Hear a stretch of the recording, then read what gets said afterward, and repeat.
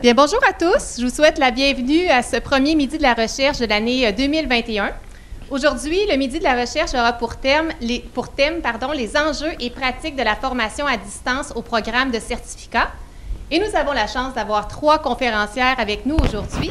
Madame Pénélope Codello, qui est professeure au département de management de HEC Montréal et directrice des programmes de certificat. Madame Clarisse Bourque, qui est auxiliaire de recherche à HEC Montréal et chargée de projet au pôle IDEOS.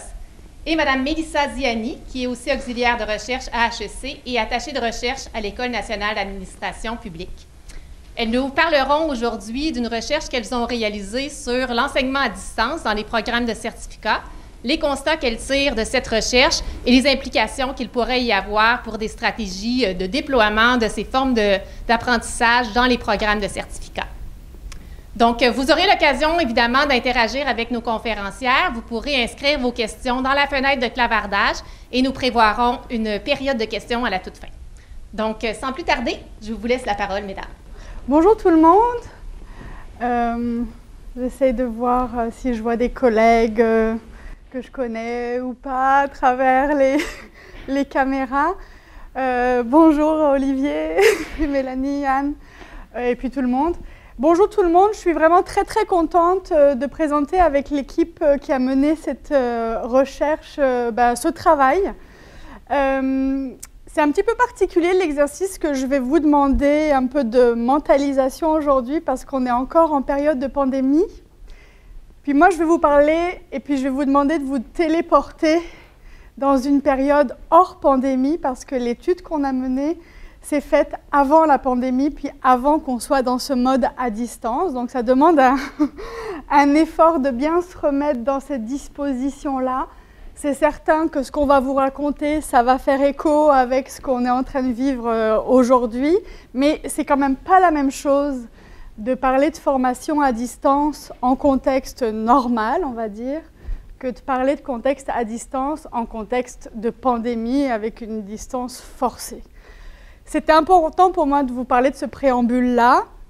C'est sûr que les implications il y a des implications en termes de recherche et à la fois pratique par rapport à cette recherche-là, mais c'est important de voir que ces implications, elles s'adressent aussi à un contexte hors pandémie. Bon, voilà, j'ai fait ce point-là qui est très important. La quasi-totalité des membres de l'équipe est là. Il nous manque aujourd'hui Lucie Rusbach, qui a aussi été attachée de recherche sur ce projet-là, qui n'a pas pu venir parce qu'elle enseigne à distance aujourd'hui. Je vous présente le plan de la présentation, le contexte dans lequel s'est fait l'étude, le mandat et les objectifs de la recherche, un bref aperçu de la littérature qui nous a permis, sur laquelle on s'est basé pour mener cette recherche-là. Ça va être la partie que moi, je vais vous présenter. Puis ensuite, Clarisse et Mélissa vous présenteront les résultats et on fera une conclusion. On se donne jusqu'à 45 à peu près pour vous laisser un temps d'échange ou de questions. Alors, comme vous le disait Caroline, le contexte, c'est les programmes de certificat. C'est bien sûr le contexte avant Covid-19, donc toutes les données que nous avons recueillies sont avant la pandémie. Pour les gens qui connaissent peut-être un peu moins les certificats, c'est aussi important de regarder la spécificité de ce contexte-là d'études finalement. On est dans des programmes qu'on pourrait qualifier de formation pour adultes, puisque vous voyez que l'âge moyen est 35 ans, qu'on est face à, donc avec une petite majorité de femmes, mais bon, on est quand même à l'équilibre par rapport au sexe des étudiants. Les étudiants sont plutôt des étudiants qui travaillent, donc c'est un public particulier. C'est important de le nommer par rapport à ce qu'on va se dire aussi ensuite. C'est des gens qui ont de l'expérience professionnelle et qui vont suivre leurs études à temps partiel. Donc voilà, ça c'est la photographie globale des certificats. Vous voyez qu'on est face à un programme avec une grosse population, 10 000 étudiants actifs par an. Donc, ce qui est important aussi à dire, c'est que l'offre de formation à distance s'est développée dans les programmes de certificat à partir de 2014. c'est là que l'école et puis le programme a commencé à mettre son énergie pour développer ce genre de programme, de modalités. Et puis je vais y passer très rapidement, mais c'est pour qu'on soit tous au fait de ce qu'on appelle les modalités de cours à distance. On a 3 modalités qui étaient offertes depuis 2014 et puis jusqu'à l'hiver, jusqu'au 13 mars 2019. C'est une date dont on va se souvenir. Et je vous les passe en revue très très rapidement pour qu'on voit de quoi on parle. On avait un premier mode qu'on a appelé ici à l'école. Dans la littérature, on retrouvera d'autres terminologies, mais c'est cette terminologie-là qu'on a choisie à l'école. Hybride synchrone. Qu'est-ce que ça signifie, hybride synchrone? Hybride, ça veut dire qu'on va hybrider 2 modes. Le premier mode, c'est le mode présentiel. Donc, on se rend en classe une fois sur 2, une semaine sur 2. On rencontre ses collègues et puis on rencontre l'enseignant. Donc, une semaine sur 2, on est en classe. Puis, une semaine sur 2, on est en mode synchrone. C'est exactement pour les enseignants qui sont là aujourd'hui, comme on enseigne actuellement, avec des applications à distance. Mais le groupe est quand même toujours en contact avec l'enseignant. Ça, c'est le premier mode. Deuxième mode qui existe toujours, mais qui existait, c'est le mode hybride asynchrone. C'est la même logique d'hybridation. Une semaine sur 2, tout le monde se rend à l'école, en classe, en présentiel, classiquement. Mais une semaine sur 2, on est en mode asynchrone, donc il n'y a pas de cours prévus, finalement, à l'horaire. Puis les étudiants travaillent en autonomie et se basent sur ce qu'on appelle, en pédagogie, le matériel autoportant. Donc, vous en avez pas mal entendu parler, c'est des vidéos, mais ça peut être aussi des livres, mais c'est autoportant, c'est-à-dire que l'enseignement se porte par lui-même et permet une autonomie d'apprentissage pour l'étudiant. Et on a un troisième mode qui est le 100% en ligne. Alors pour utiliser le terme que je viens juste d'utiliser, 100% en ligne, ça veut dire 100% autoportant. Ça signifie 100% d'autonomie pour les étudiants et donc vraiment un apprentissage à son rythme et en fonction de ses capacités puis de ses disponibilités. Ce qui est important dans ce modèle-là, et je le dis en 2 mots, mais on va y revenir après sur les résultats, c'est que dans ce mode-là, on va avoir ce qu'on appelle à l'école des auxiliaires. Donc, c'est des gens qui sont nommés pour suivre on va dire les étudiants, les cohortes qui sont inscrites dans ces 100% en ligne. Puis ces auxiliaires, elles ont essentiellement pour tâche de guider l'étudiant d'un point de vue technique, explication de comment ça fonctionne, zone cours. Et elles ont, ce qui est prévu, une première séance d'introduction en synchrone où elles vont rencontrer les étudiants. Mais ensuite, toute la formation se fait sans mode synchrone, sans rendez-vous avec cet auxiliaire, à part des échanges réguliers pour répondre à des questions essentiellement techniques. Voilà pour les modalités. Je vous donne une petite photo rapide des types, du nombre de cours qu'on avait jusqu'en 2019-2020, donc 18 cours asynchrone, 23 cours en mode synchrone, 10 cours en mode 100% en ligne, c'est-à-dire un certificat en entier. Voilà, c'était l'offre qui était là avant mars 2021. Le mandat de l'étude, c'était de comprendre en fait quels sont les enjeux puis les pratiques de la formation à distance, comment ça se passait. Puis vous comprendrez, je vais vous en parler d'un point de vue méthodologique, que ma position était tout à fait particulière dans cette étude, puisque j'étais la directrice des programmes, et puis quelque part c'est moi qui ai commandité l'étude pour pouvoir comprendre en fait comment ça se passait, la formation à distance, et puis avec une demande aussi d'avoir des recommandations pour éclairer la réflexion par rapport au dispositif de formation à distance, de FAD. Les objectifs de l'étude, très rapidement aussi, donc c'était vraiment de comprendre les pratiques, donc d'enquêter sur ce qu'on pourrait appeler la boîte noire de la formation à distance, comment ça se passe réellement un cours à distance, comment il est conçu, comment il se livre, comment il se donne, qu'est-ce que ça prend en fait en termes de pratique, et de fait, quels sont les enjeux, est-ce qu'il y a des points de vigilance qu'on doit avoir par rapport à ces pratiques-là et par rapport à ce qu'on peut observer. Il y a un volet qu'on ne va pas traiter aujourd'hui parce que les données ont été un peu difficiles à recueillir parce que la pandémie est arrivée, mais il y a un volet qui était aussi de comprendre la perception des étudiants. On a des éléments de réponse, mais je ne les présenterai pas aujourd'hui. Ça va être un deuxième volet de l'étude. Et puis bien sûr, émettre des recommandations, qui est le dernier objectif de l'étude.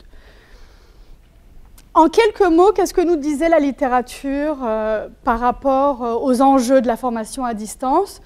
Je vous fais un très bref aperçu de 4 grands domaines dans la recherche en pédagogie sur les enjeux de la FAD. Un premier enjeu qui ressort, puis je vous ai seulement mis aussi des exemples là de littérature, mais il y en a pléthore, c'est sur la conception d'un cours à distance. Quels sont les défis? Puis il y a des défis de différentes natures en fonction de l'acteur auquel on pense. Quand on conçoit un cours, il y a des défis concernant l'étudiant. Puis il y a toute une littérature qui présente les enjeux en termes d'autonomie de l'étudiant, parce qu'en fait, être étudiant à distance, c'est aussi déployer des compétences un peu différentes que être étudiant en présentiel. Être étudiant à distance, ça pose aussi des enjeux en termes de motivation. Donc il y a beaucoup de travaux qui parlent de motivation intrinsèque par rapport à l'enseignement à distance.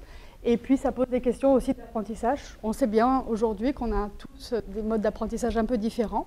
Puis, toutes les modalités d'apprentissage ne conviennent pas à tout le monde. Donc, il y a toute une littérature par rapport à l'étudiant.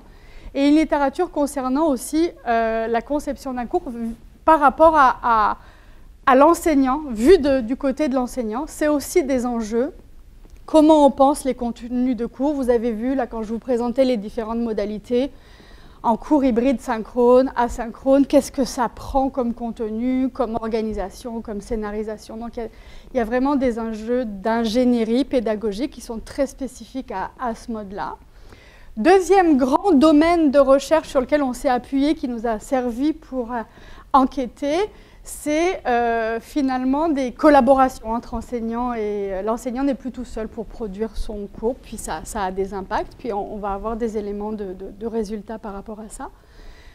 Troisième grand domaine, c'est l'encadrement des étudiants. Enseigner à distance, donc je vous ai repris un verbatim, c'est apprivoiser la distance.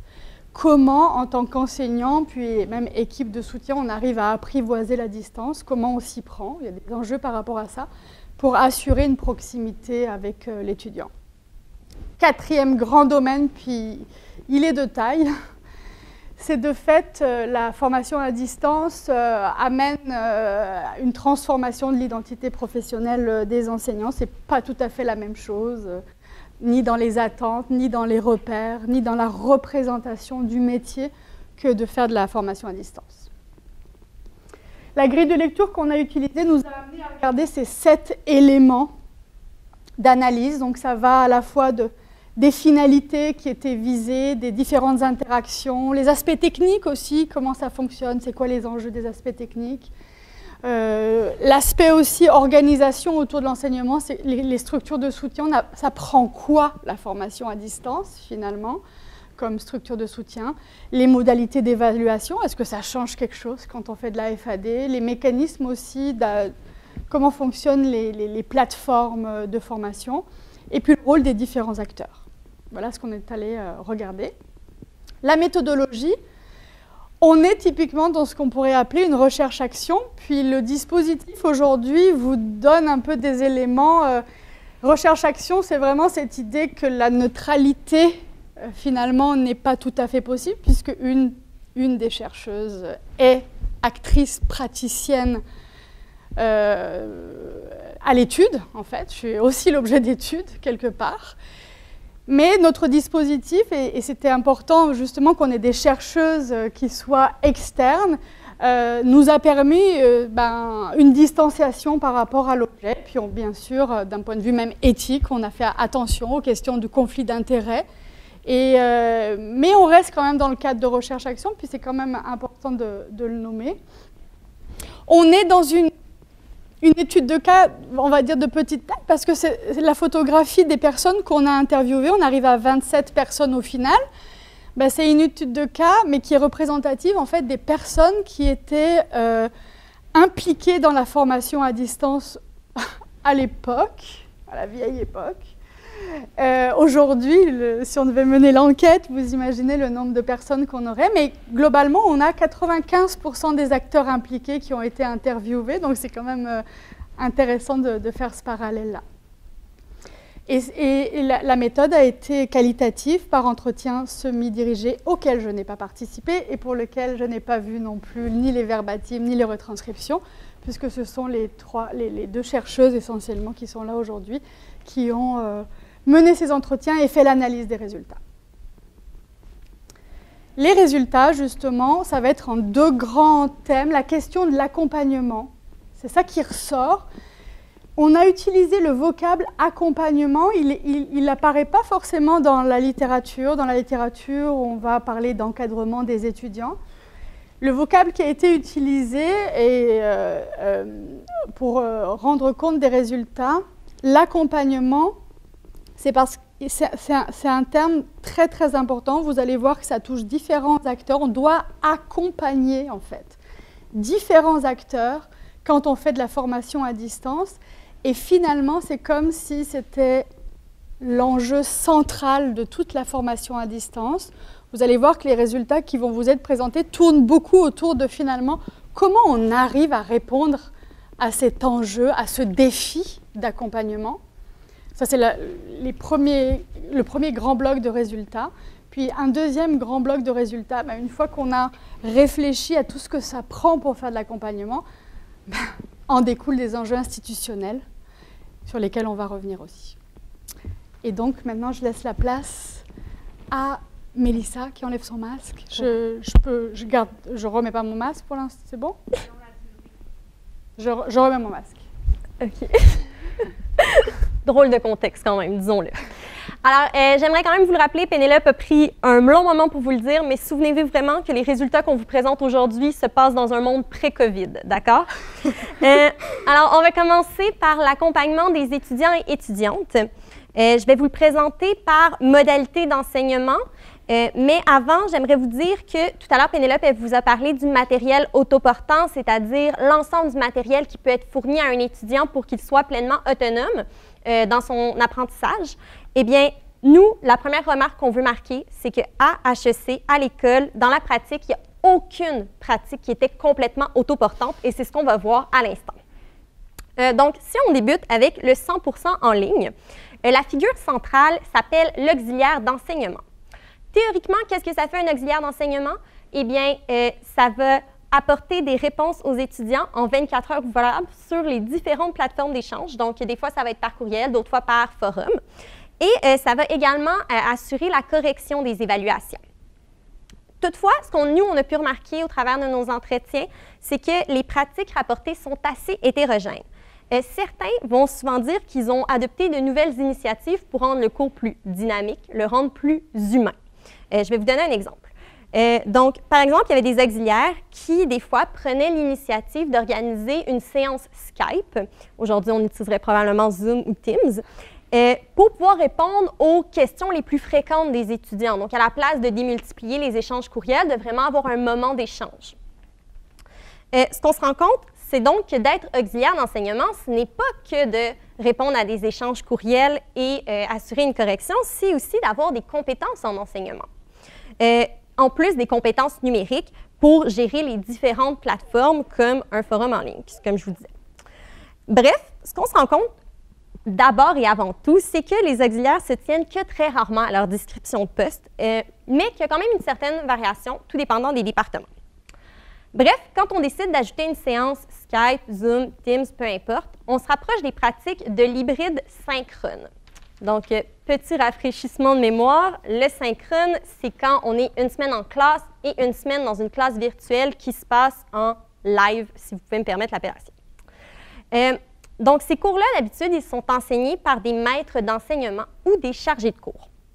Ce qui est ressorti dans nos résultats, d'abord et avant tout, c'est qu'il doit y avoir un certain réajustement des attentes des enseignants par rapport à ce qui peut être effectué dans une classe virtuelle. On ne peut pas exactement reproduire l'ambiance et l'interaction qu'il pourrait avoir dans une salle de cours. Certains d'entre vous ont pu l'expérimenter récemment.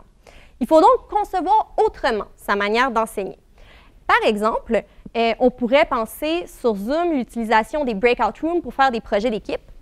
Ou encore, quelque chose qui est ressorti dans notre étude, c'était beaucoup que le contenu qu'on disait plus technique allait être préenregistré. C'est quoi un contenu plus technique? Ça peut être des calculs plus avancés ou encore un modèle d'analyse que les étudiants allaient devoir réutiliser de cours en cours. Donc, comme ça, le professeur s'enregistrait, puis ensuite, ça devenait une capsule de référence pour l'étudiant.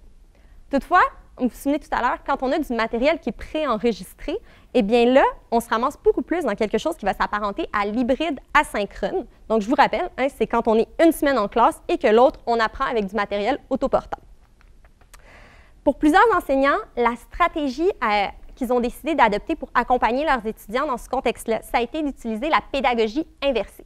Qu'est-ce que c'est la pédagogie inversée? C'est quand on décide que l'étudiant à la maison, de manière autonome, va apprendre toutes les notions théoriques et qu'en classe, ça va être réservé à la mise en pratique. Mais évidemment, ça demande de restructurer la manière dont on voit le cours en présentiel pour pouvoir être le plus rigoureux possible puis s'assurer qu'on passe vraiment au travers de toute la matière. Bref, peu importe la modalité, ce qui ressort, c'est qu'il faut une adéquation entre le contenu du cours et le mode de livraison proposé pour pouvoir offrir un encadrement de qualité. Et ce sont les technopédagogues qui possèdent l'expertise qui vont permettre cette adéquation, entre autres. Pénélope, je te laisse faire la conclusion. Hop. Conclusion, alors d'un point de vue pratique, ce qui ressort de l'étude à ce moment-là, c'est que les cours hybrides asynchrones sembleraient en fait être une modalité assez intéressante pour répondre à deux objectifs. On se souvient que notre population, c'est une population plutôt adulte, formation continue, comme on pourrait dire par exemple, qui a une recherche de flexibilité. Et donc, le fait de venir une semaine sur deux, ça permet pour des gens qui doivent concilier avec le travail ou avec la vie de famille, d'avoir cette flexibilité. Mais ça permet de répondre à un élément qui est majeur à la fois dans la théorie comme dans les résultats, qui est de répondre à ces défis d'accompagnement, garder le lien pédagogique, accompagner le plus possible les étudiants et répondre à leurs besoins, enfin le métier de prof classique, on va dire, mais c'est à ça que ça permet de répondre. Clarisse? Désolée, on joue avec nos masques, un peu comme des Wonder Woman. Donc, on a pu voir que l'accompagnement des étudiants est vraiment un enjeu primordial dans la formation à distance, mais on a aussi pu observer que l'accompagnement des enseignants est aussi très important. Donc, le premier grand point, c'est au niveau de la conception d'un cours. Donc, on a pu observer une hétérogénéité des pratiques. Certains vont développer le cours seuls, et d'autres vont aller chercher le soutien d'équipes de HEC comme la DAIP, l'audiovisuel, des technopédagogues qui vont pouvoir les aider à développer en fait leur contenu. Et donc cette observation, ça amène à un risque, c'est le manque d'uniformité du matériel autoportant. Et donc on peut voir que les processus de conception peuvent prendre différentes formes et donc constituer une charge importante pour les maîtres d'enseignement. De plus, il a ressorti des entrevues qu'il y a quand même un manque de ressources pour accompagner un développement important de cet accompagnement au niveau du développement du contenu en fait. Et qu'il y avait différents défis selon les acteurs. Par exemple, les enseignants, eux, sont vraiment maîtres de leur contenu, mais ils n'ont peut-être pas toujours tous les outils pour, d'un point de vue technopédagogique, pour le design technopédagogique, pour créer leurs cours, surtout en formation à distance. Alors que de l'autre côté, le défi des concepteurs pédagogiques, c'est plutôt de faire sortir en fait, l'enseignant de son contenu pour le faire réfléchir en termes d'objectifs pédagogiques ou encore de compétences à acquérir pour pouvoir faire son design pédagogique en fait. Et donc, pour créer un contenu de qualité, on peut voir vraiment une nécessité de créer une synergie entre tous ces acteurs. Sinon, on a aussi pu voir un enjeu de mise à jour du matériel autoportant. En fait, on a pu observer lors des entrevues que les maîtres d'enseignement nous ont dit que le matériel autoportant peut très vite, très rapidement devenir obsolète en fait. Il y a un certain manque d'agilité pour eux pour mettre à jour par exemple des capsules vidéo. Et selon les matières, ces contenus peuvent vite devenir obsolètes. Par exemple, si on utilise des études de cas ou des exemples d'actualité, ça peut devenir obsolète et on a pu voir que dans des formats hybrides, ça pouvait faciliter en fait et venir contrebalancer le manque d'agilité parce que les personnes pouvaient, les enseignants pouvaient venir ajuster certains éléments quand ils sont en synchrone ou quand ils parlent avec leurs élèves. Sinon, on a vu dans les entrevues qu'il y avait quand même un besoin, un enjeu de reconnaissance et de traçabilité du matériel conçu, notamment avec un enjeu de propriété intellectuelle. On n'a pas pu approfondir en fait cet enjeu dans notre étude, mais on tenait quand même à le soulever parce que ça mériterait d'être approfondi. Et ensuite, un autre enjeu, c'est la mise en ligne et le suivi du matériel autoportant. Et là, on a pu voir en fait le rôle essentiel des adjointes, des adjointes d'enseignement, aux activités d'enseignement dans la mise en ligne du matériel autoportant. Elles s'assurent en fait que les étudiants ont accès à toutes les ressources. Puis là, leur rôle a un petit peu redéfini, notamment avec le 100% en ligne, parce qu'en plus de l'authentification, du travail d'authentification, elles doivent regarder si au niveau de l'inscription, les vidéos sur Zone Cours pour s'assurer que l'inscription correspond vraiment à la personne. Et en plus de ça, elles doivent s'assurer que toutes les ressources sont disponibles et venir apporter un soutien aux maîtres d'enseignement. Donc même pour les cours hybrides, on a pu observer qu'elles étaient vraiment grandement sollicitées tout au long de la session par les chargés de cours et les auxiliaires qui ont souvent besoin de réponses rapides. Donc on peut voir que l'accompagnement des enseignants en fait est vraiment un facteur important dans la formation à distance et que ça implique de nombreux acteurs. Je vais laisser Pénélope conclure sur ce point. La conclusion qu'on a tirée, les grandes lignes, c'est que cette notion d'accompagnement, qui vous voyez est vraiment centrale à différents niveaux, finalement elle s'accompagne avec l'idée de repenser les formations des acteurs et des parties prenantes de la formation à distance. Donc c'est comme penser un peu autrement. C'est aussi développer l'esprit de collaboration. On a vraiment l'idée, l'enseignant, il conçoit son cours, il le livre, et puis de manière générale, on est plutôt face à, j'appelle ça un magma, ça ne se voit pas, on fait tout d'une même pièce, mais ce que ça amène, la formation à distance, c'est vraiment le fait de devoir collaborer avec d'autres personnes pour façonner ce cours-là, cette modalité-là. Et ce qui ressort aussi beaucoup de cette question de l'accompagnement, c'est que finalement, toutes les stratégies qui ont été trouvées par les enseignants ou les auxiliaires a toujours été portée ou visait toujours l'idée de la réussite scolaire, ou en tout cas de faire en sorte que l'accompagnement des étudiants, le lien pédagogique soit soutenu. Donc ça, c'était quand même intéressant parce que ça sort vraiment en filigrane des 3 modes qui étaient présents. Donc, Mélissa, ouais. Pour poursuivre, toujours bizarre hein, ce moment où on enlève notre masque. Alors, pour aller dans la même lignée que ce que Clarisse vous a présenté, Dans un contexte de formation à distance, ce qu'on observe, c'est qu'il y a une division plus marquée de la conception d'un cours, de sa livraison, mais aussi de son encadrement. Donc, on va regarder un peu comment tout ça a eu un impact sur la transformation du corps enseignant, pardonnez-moi. En commençant par les auxiliaires d'enseignement, qui, je vous rappelle, ne sont qu'affiliés au cours 100% en ligne. Comme je l'ai dit précédemment, selon leur description de poste, techniquement, c'est assez technique ce qu'ils doivent faire comme accompagnement. Alors que ce qu'on se rend compte, c'est qu'ils prennent beaucoup d'initiatives pour pouvoir rendre leur accompagnement plus pédagogique. Il faut donc commencer à réfléchir comment ce rôle-là pourrait peut-être être redéfini pour vraiment coller à ce qu'ils font.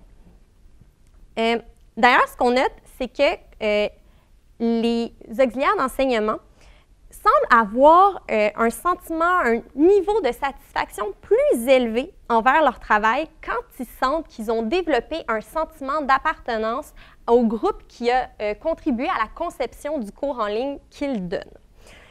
C'est donc quelque chose qu'il faut réfléchir parce que le taux de rétention des auxiliaires n'est peut-être pas le meilleur. Si on passe à une autre figure qui est intrinsèquement liée à l'auxiliaire d'enseignement, c'est le coordonnateur de cours. Donc, on ne vous en a pas parlé, mais le coordonnateur de cours, en fait, c'est un maître d'enseignement à qui a été attitré le cours 100% en ligne. Il va s'assurer donc de sa conception, puis aussi de développer les grilles de correction que va appliquer l'auxiliaire d'enseignement. Par contre, ce qu'on se rend compte, c'est que finalement, les coordonnateurs de cours, ils se retrouvent aussi un peu responsables de l'épanouissement de leurs auxiliaires, qui sont souvent essoufflés par leurs tâches. Ils doivent donc trouver des manières pour pouvoir augmenter leur niveau de satisfaction afin d'éviter un roulement de personnel. Donc, les coordonnateurs, ce qu'ils rapportent, eux, c'est que ça leur demande beaucoup de temps quand même et de formation de devoir rendre autonome un auxiliaire parce que ça prend plusieurs sessions pour pouvoir s'approprier la matière vue pendant le cours.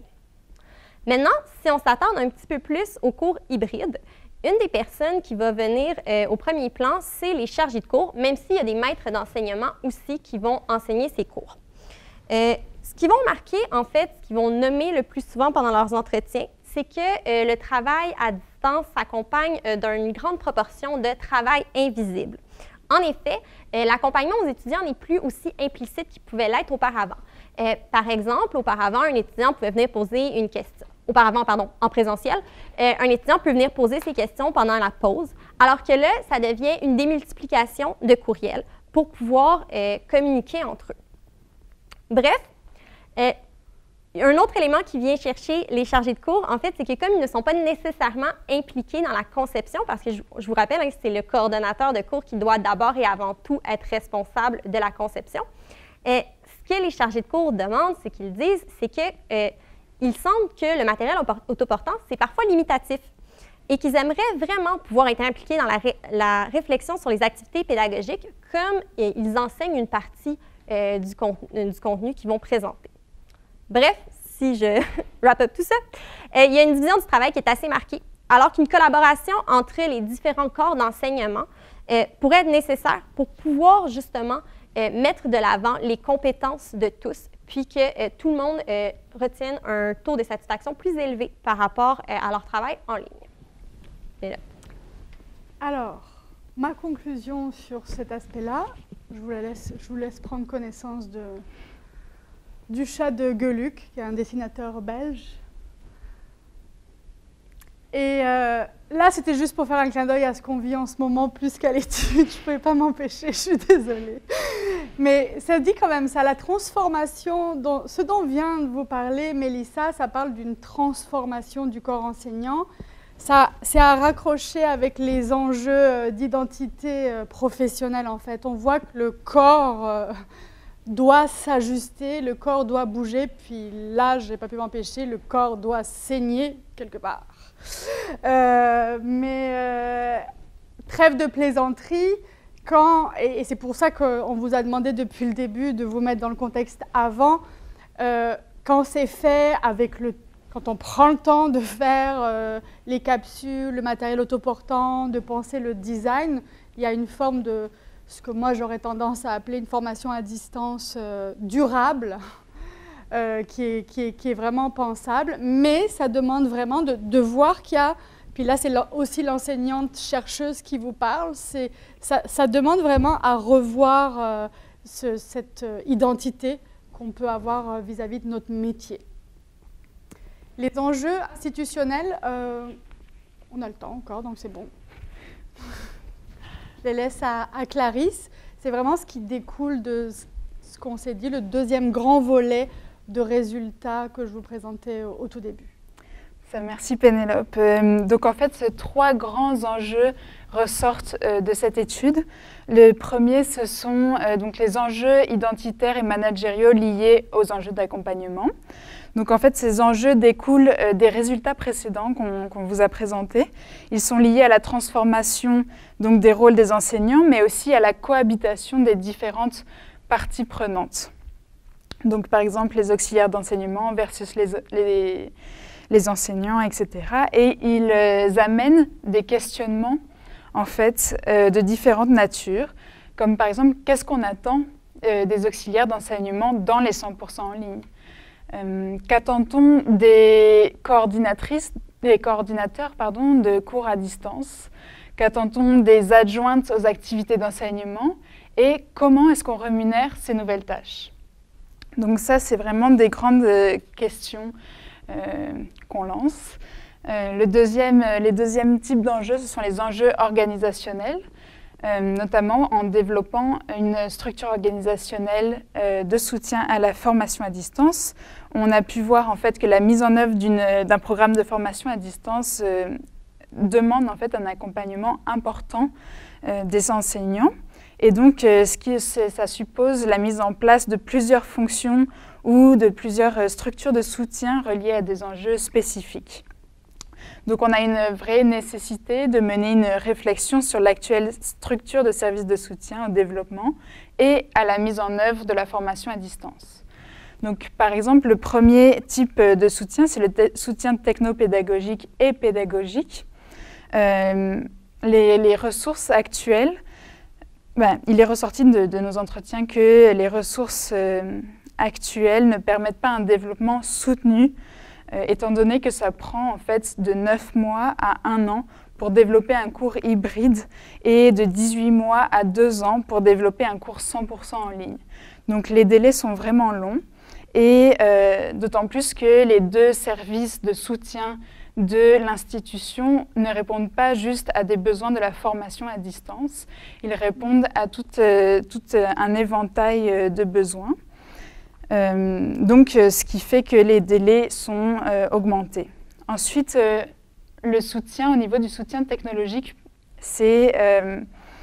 il est ressorti, mais là j'aimerais encore revenir sur le fait que l'étude a été faite avant le contexte de la pandémie.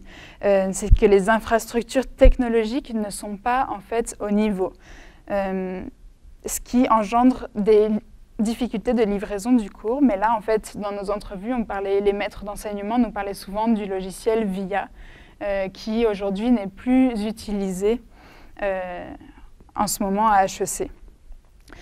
Donc on a pu aussi voir qu'il y avait une inadéquation entre les horaires du centre de service TI et des cours en certificat qui sont souvent donnés le soir. Donc parfois, lors du cours, il y avait un problème technologique, mais le soutien TI n'était pas ouvert pour les soutenir. Et donc le soutien TI, qui est une fonction qui mériterait d'être plus arrimé en fait avec les besoins de la formation à distance plus spécifiquement. Donc ça permettrait en fait de répondre en temps réel aux difficultés vécues par les enseignants. Ensuite, le dernier type de soutien, ce serait un soutien au développement des capacités technologiques des étudiants. Il est ressorti que en fait, l'école présume à tort les capacités technologiques des étudiants, notamment pour savoir aller sur Internet ou encore de maîtriser les logiciels de la suite Office, et que pour le moment, il n'y a aucune validation officielle qui est faite pour savoir si les étudiants sont capables d'utiliser les outils technologiques, et ça peut avoir des conséquences sur les capacités des étudiants à suivre un cours à distance. Donc, ce serait, en fait, on a vu la nécessité de mettre en place des structures favorisant une mise à niveau.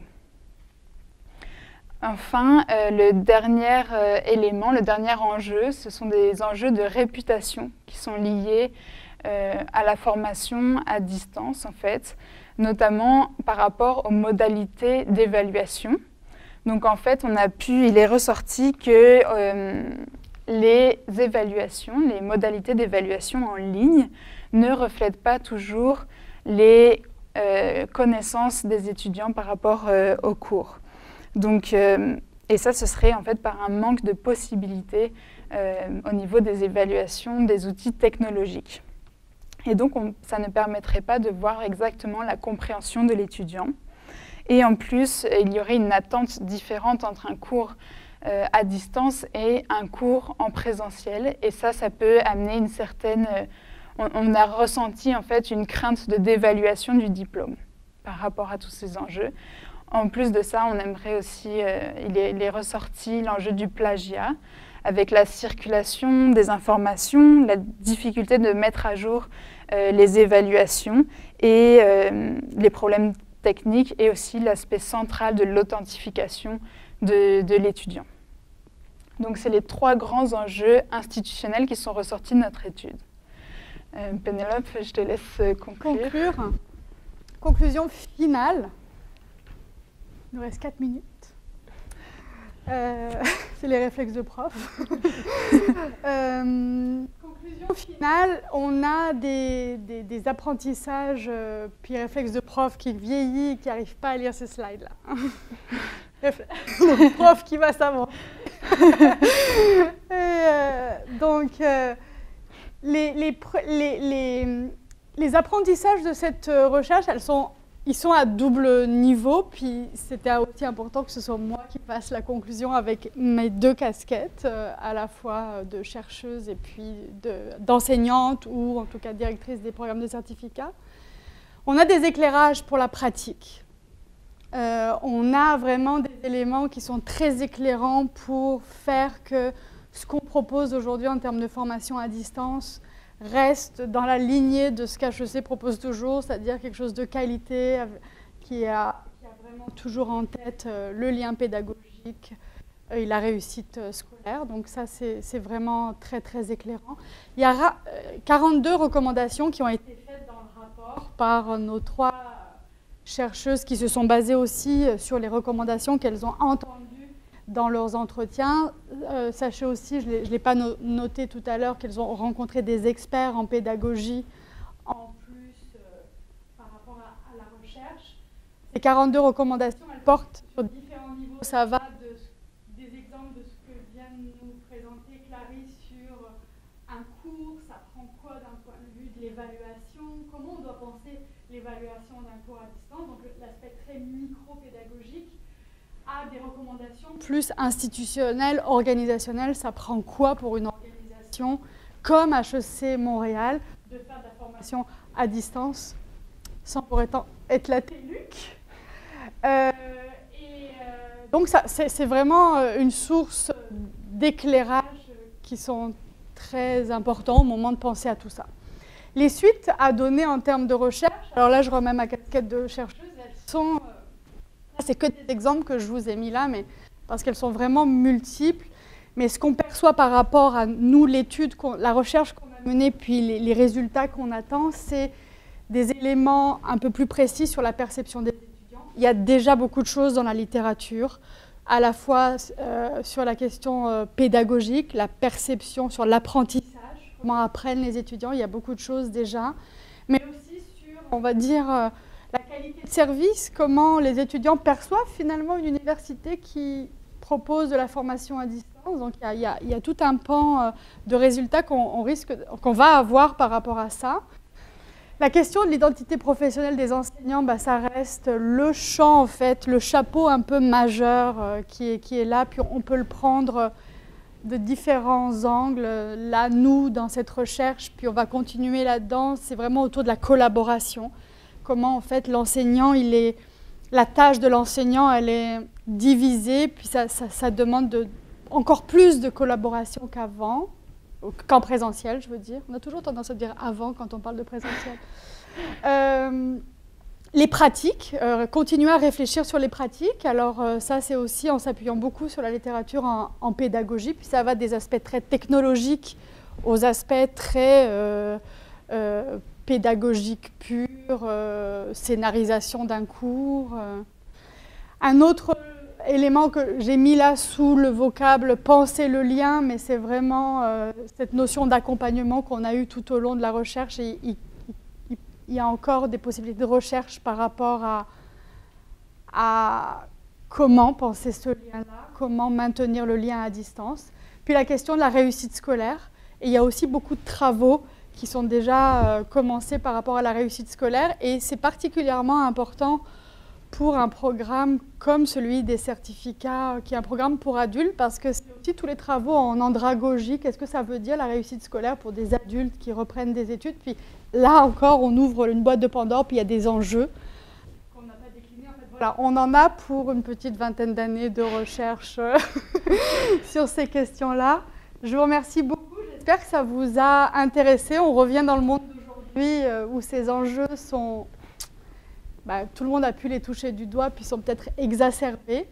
Mais en tout cas, dans le monde réel de la formation à distance qui cohabite avec du présentiel dans une institution comme HEC Montréal, il y a quelque chose qui peut être pensé dans ce que je disais tout à l'heure, du durable et respectueux de la relation pédagogique. Merci beaucoup.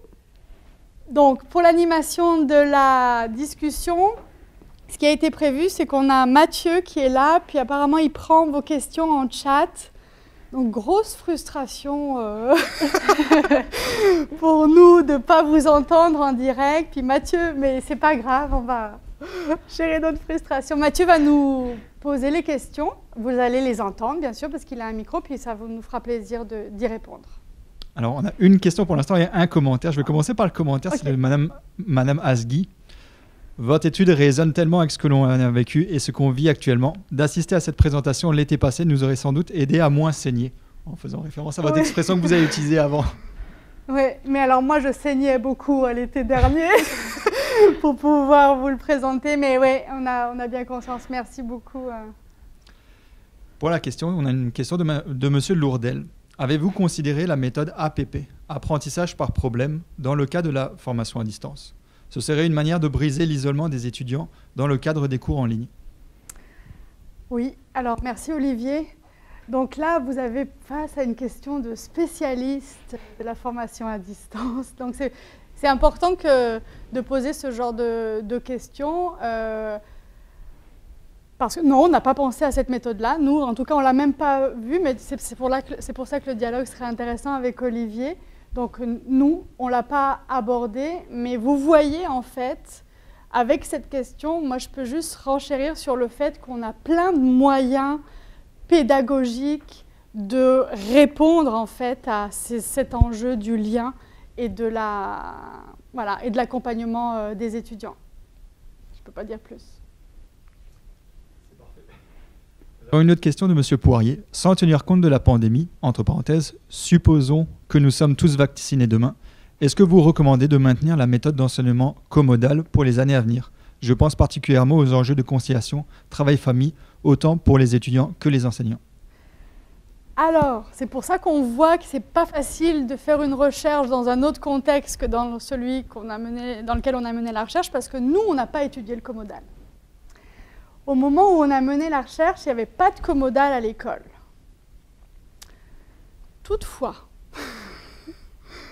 et là, c'est aussi l'enseignante qui peut parler, moi, j'ai enseigné beaucoup en comodal pendant la pandémie, donc je commence à pouvoir dire des choses par rapport à ça. Mais surtout, je vous disais, l'enquête se poursuit avec les étudiants, puis on les rencontre, puis il y a des focus group qui sont faits, puis on commence à avoir des données. Alors, c'est un peu difficile de parler de données alors qu'elles sont en train d'être collectées, mais on a quand même commencé à voir qu'en tout cas, le besoin de flexibilité reste toujours là, que pour les étudiants qui ont eu du comodal, c'est complexe la réponse. En temps de pandémie, on était nouvellement équipés, nous enseignants, on était nouvellement enseignants du comodal, puis je peux vous dire que Moi, quand j'ai enseigné en comodal, je me ressentais comme il y a 20 ans quand j'ai commencé à enseigner. Parce que et puis Clarisse était là parce que c'était mon auxiliaire de comodal. Et donc, il y a un réapprentissage. Donc, les étudiants qui ont connu le comodal pendant la pandémie, à mon avis, ne connaissent pas le comodal dans sa pleine capacité parce que nous-mêmes, on n'était pas en pleine capacité. Est-ce que je le recommande? En tout cas, moi, je recommande qu'on creuse vraiment cette piste-là parce que le comodal, pour ceux qui ne savent pas, parce qu'on a aussi des non-enseignants aujourd'hui, le comodal, c'est faire ce qu'on fait aujourd'hui. Donc, on est enseignante, on a des étudiants qui sont avec nous dans la salle et puis on en a d'autres qui sont à distance. Donc, ça veut dire que je dois faire attention à si Caroline a un non-verbal qui me dit « je ne comprends rien à ce que tu me dis ». Et puis Federico aussi, je dois voir son non-verbal s'il comprend ou pas. Donc, mais qu'est-ce que ça permet surtout? Ça permet à ceux qui sont à distance de temps en temps pouvoir venir ici, de ceux qui sont ici en présentiel de temps en temps pouvoir rester au travail ou de voyager pour leur travail et donc ne pas manquer le cours pour des raisons professionnelles. Moi, je pense que c'est vraiment une piste à explorer parce qu'elle répond, vous avez vu les deux mots-clés de la recherche, là, c'est flexibilité et accompagnement. J'ai l'impression que ça répondrait à ces deux enjeux. J'ai un commentaire de monsieur Moreno. À mon avis, le paradigme de l'enseignement à distance a changé à jamais. En ce sens, il est important de commencer à parler d'enseignement à présentiel à distance plutôt qu'uniquement d'enseignement à distance. Merci Fabienne. Je trouve que c'est une piste extrêmement intéressante. Et je pense que pourquoi c'est intéressant, alors je n'ai pas réfléchi exactement à ce vocable-là, mais c'est intéressant les mots qu'on va utiliser pour parler de la formation à distance chez nous à HEC, parce que les mots sont performatifs de ce qu'on veut faire. Et effectivement, présentiel à distance, où il y a cette idée qu'on veut toujours penser au lien et au fait qu'on veut être présent pour nos étudiants. Donc je pense que c'est en tout cas, merci, si un paradigme a changé, c'est intéressant. Nous avons une question de monsieur Cochon. Pensez-vous que nous serons un jour en mode application de pratiques éprouvées ou que nous resterons longtemps en phase d'exploration-expérimentation? Moi, j'espère qu'il y aura toujours les deux qui cohabitent. Après, c'est l'enseignante et puis la chercheuse en moi qui répond.